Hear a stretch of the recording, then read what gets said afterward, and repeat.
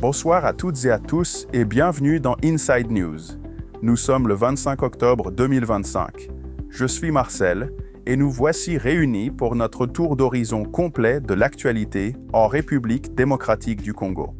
Ce soir, une édition particulièrement riche.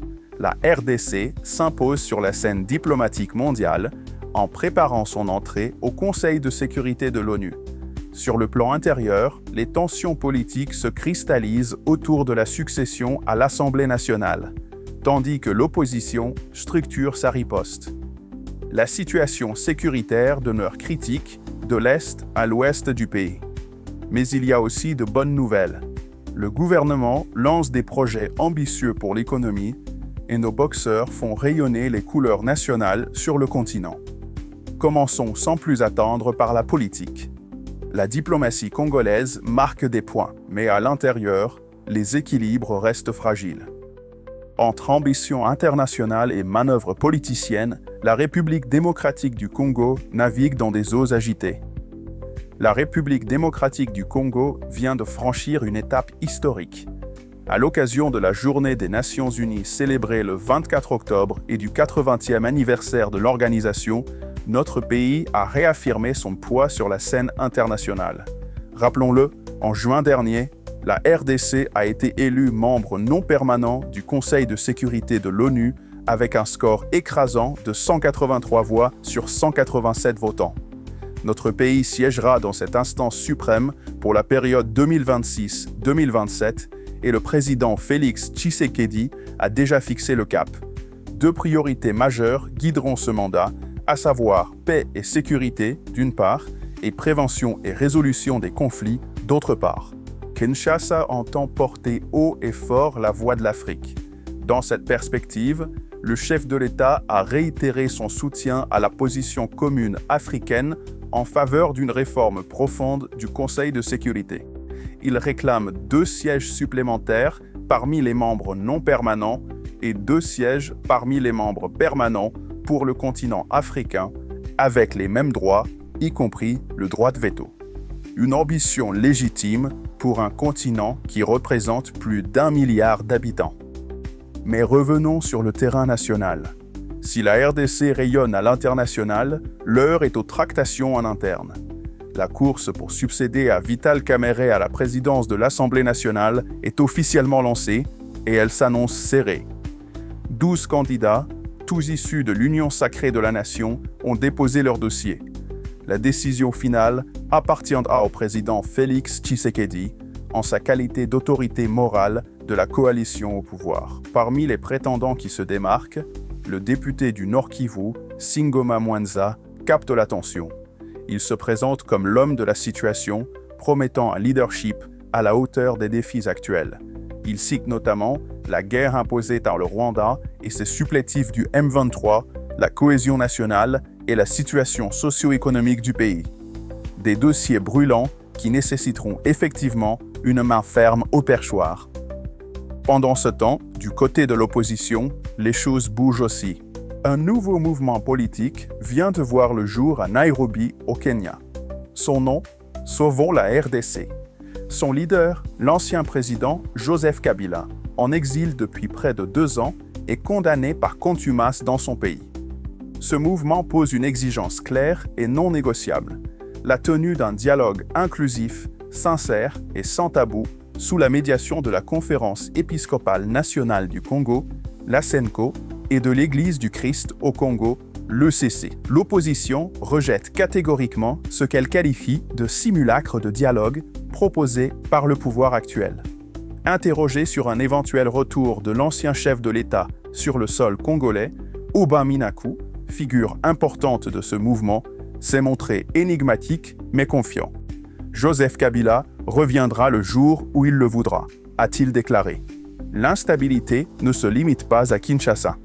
Le gouvernement national tire la sonnette d'alarme face à ce qu'il appelle une résurgence des crises qui secoue plusieurs assemblées provinciales. Mai-Ndombe, Lomami, Kwango, autant de foyers de tension qui reflètent des problèmes plus profonds de gouvernance et de gestion des ressources publiques. Prenons l'exemple du Haut-Lomami. Le président de l'Assemblée provinciale, Basile Muleba, et le questeur Séraphin Moukaya ont été déchus de leurs fonctions. Leur tort? Ils sont accusés du détournement des émoluments des mois de mars 2024 et mai 2025, des fonds destinés aux députés provinciaux. Une affaire qui illustre malheureusement la récurrence de la mauvaise gestion. Au Sud Kivu également, le climat est tendu. Le gouverneur Jean-Jacques Purussi se retrouve sur la sellette. Un député d'Uvira l'a interpellé sur des questions sensibles.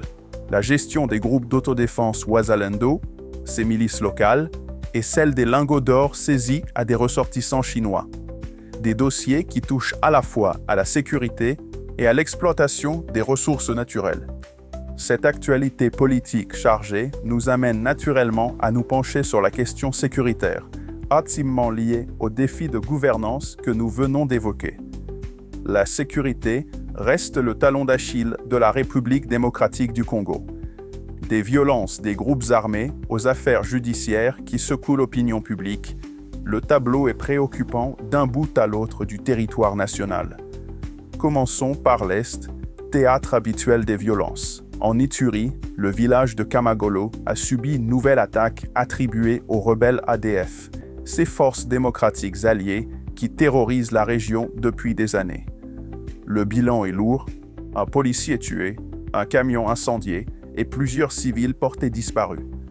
Des drames qui se répètent avec une régularité désespérante.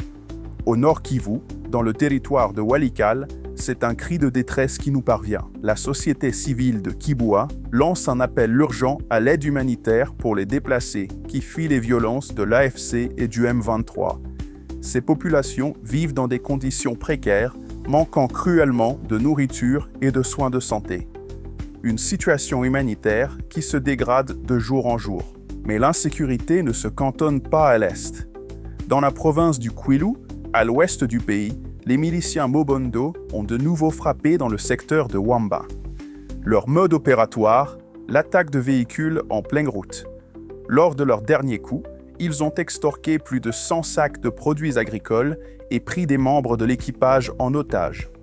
L'insécurité routière paralyse l'économie locale et terrorise les populations. Sur le front judiciaire, 2 affaires majeures ont connu des développements significatifs ces derniers jours. Première affaire, le braquage spectaculaire d'une banque à Kinshasa qui avait défrayé la chronique. Le tribunal militaire a formellement identifié 5 prévenus, dont la principale accusée, une certaine Honorine Porsche. Les chefs d'accusation ne laissent place à aucune ambiguïté. Terrorisme, vol à main armée et association de malfaiteurs. Des qualifications pénales qui peuvent mener à de lourdes condamnations. Seconde affaire, tout aussi sensible, celle du général Kaloum. La haute cour militaire a mis l'affaire en délibéré. Le ministère public a requis une peine de 5 ans de prison ferme contre le général pour violation des consignes. Cette affaire est directement liée à l'entrée sur le territoire congolais de la bande à Christian Maranga, lors de la tentative de coup d'État avorté en mai dernier. Une affaire qui touche au cœur de la sécurité de l'État. Après ces questions sécuritaires préoccupantes, tournons-nous vers l'économie, où le gouvernement affiche ses ambitions pour redresser la barre. Sur le front économique, c'est l'heure des grands projets. Le gouvernement multiplie les initiatives pour relancer les secteurs clés et attirer les investisseurs étrangers. Une stratégie ambitieuse, mais la route sera longue. Commençons par le secteur ferroviaire, véritable épine dorsale de toute économie moderne. Une initiative d'envergure vient d'être lancée. Un appel à manifestation d'intérêt international pour la construction d'une usine d'assemblage de trains, locomotives et wagons sur le sol congolais. 2 sites sont d'ores et déjà proposés aux investisseurs potentiels.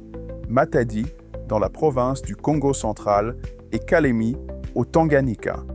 L'objectif affiché est clair, réduire drastiquement notre dépendance aux importations et relancer la production locale de matériel roulant. Un pari industriel audacieux. Dans le secteur minier, pierre angulaire de notre économie, la RDC poursuit sa diplomatie économique agressive. le pays a activement promu son potentiel lors d'événements internationaux de premier plan, notamment le Financial Times Africa Summit et le China Mining Congress. Le ministre des Mines, Louis Watum Kabamba, ne ménage pas ses efforts pour séduire les investisseurs. Il les invite à explorer les vastes richesses de notre sous-sol, tout en insistant sur un point crucial, la volonté du pays de promouvoir la transformation locale des minerais. Exit l'exportation brute de nos ressources. L'avenir, c'est la valorisation sur place, notamment au sein de la zone économique spéciale de Moussompo. Une vision qui nécessite, on le comprend, des infrastructures robustes, d'où l'importance stratégique du projet ferroviaire annoncé en parallèle. Troisième secteur stratégique, les télécommunications. Le gouvernement prépare l'organisation des États généraux des secteurs des postes et des télécommunications. Et pour cause, ce secteur est identifié comme le deuxième pourvoyeur de recettes de l'État. Sa modernisation constitue donc une priorité absolue dans la stratégie de diversification des revenus. Sur le plan de la gouvernance financière, la première ministre Judith Suminwa a haussé le ton. Elle a adressé une injonction ferme aux membres de son gouvernement: respecter scrupuleusement la procédure de la chaîne des dépenses publiques. Objectif: maintenir la stabilité macroéconomique, condition sine qua non pour rassurer les bailleurs de fonds et les investisseurs. Du côté de la coopération internationale, le président Tshisekedi a reçu la vice-présidente du grand conglomérat vietnamien Vingroup. Cette multinationale asiatique annonce des investissements dans 3 secteurs porteurs: l'immobilier, le tourisme et l'automobile. Une diversification bienvenue de nos partenaires économiques. Enfin, signalons qu'en marge de ses activités au Vietnam, la RDC a signé la Convention des Nations Unies contre la cybercriminalité. Un engagement formel à œuvrer pour un cyberespace sûr dans un monde de plus en plus numérisé. De l'économie aux exploits sportifs, il n'y a qu'un pas. Et justement, nos athlètes nous donnent de quoi sourire. Enfin, une bonne nouvelle qui fait du bien. Le sport congolais brille de 1000 feux sur la scène continentale. Nos boxeurs viennent de réaliser un véritable exploit qui nous remplit tous de fierté. La sélection congolaise de boxe a littéralement dominé le championnat d'Afrique Zone 3 qui s'est déroulé à Nairobi, au Kenya. Nos pugilistes ont terminé à la première position du classement général des médailles, confirmant ainsi la suprématie de la RDC dans cette discipline noble. Le bilan est tout simplement exceptionnel. 12 médailles d'or, 4 médailles d'argent et 4 médailles de bronze. Un total de 20 médailles qui a comblé de satisfaction le directeur technique national, Toussaint Lofanga, et qui fait la fierté de toute la nation congolaise. Ce succès démontre une fois de plus que nos athlètes, quand ils sont bien encadrés et soutenus, peuvent rivaliser avec les meilleurs du continent. Félicitations à toute l'équipe. Après ces moments de gloire sportive, penchons-nous maintenant sur un secteur vital mais souvent négligé: la santé. Le contraste est saisissant. Alors que nous célébrons nos succès sportifs, des millions de Congolais luttent simplement pour accéder aux soins de santé de base. Le secteur sanitaire fait face à des défis structurels majeurs. Commençons par Goma, capitale du Nord Kivu. La situation y est particulièrement alarmante. Avec la fin de la gratuité des soins, conséquence directe du désengagement progressif des ONG humanitaires. L'accès aux services de santé est devenu un véritable parcours du combattant pour les populations vulnérables. Selon l'infirmier Emery Mouindo, qui travaille sur le terrain, seuls 20% des patients ont aujourd'hui les moyens de payer les frais médicaux. Un chiffre qui en dit long sur la précarité sanitaire dans cette région martyrisée par des années de conflits. À Mbanza-Ngumbu, dans le Congo central, le problème est différent, mais tout aussi préoccupant. Seuls 26% de la population ont accès à l'eau potable fournie par la Régie des eaux, notre régie nationale de distribution d'eau. Les 74% restants, ils sont contraints de consommer des eaux de source non protégées, s'exposant ainsi à de graves maladies hydriques comme le choléra, la fièvre typhoïde ou les diarrhées chroniques. L'eau potable et les soins de santé, 2 droits fondamentaux qui restent hors de portée pour une large partie de notre population. Un constat d'échec qui devrait interpeller nos autorités. Voilà qui met un terme à cette édition d'Inside News République démocratique du Congo. Merci d'avoir été fidèles au rendez-vous. Avant de nous quitter, permettez-moi un rappel important en ces temps troublés où la désinformation prolifère sur les réseaux sociaux. Vérifiez toujours vos sources d'information. Ne vous laissez pas induire en erreur par les rumeurs et les fake news qui circulent. Privilégiez les canaux officiels et les médias professionnels comme le nôtre. Pour des informations fiables et vérifiées sur la République démocratique du Congo, continuez à suivre nos programmes.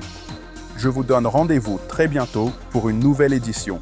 D'ici là, bonne soirée à toutes et à tous, ou bonne journée selon l'heure et le lieu d'où vous nous suivez.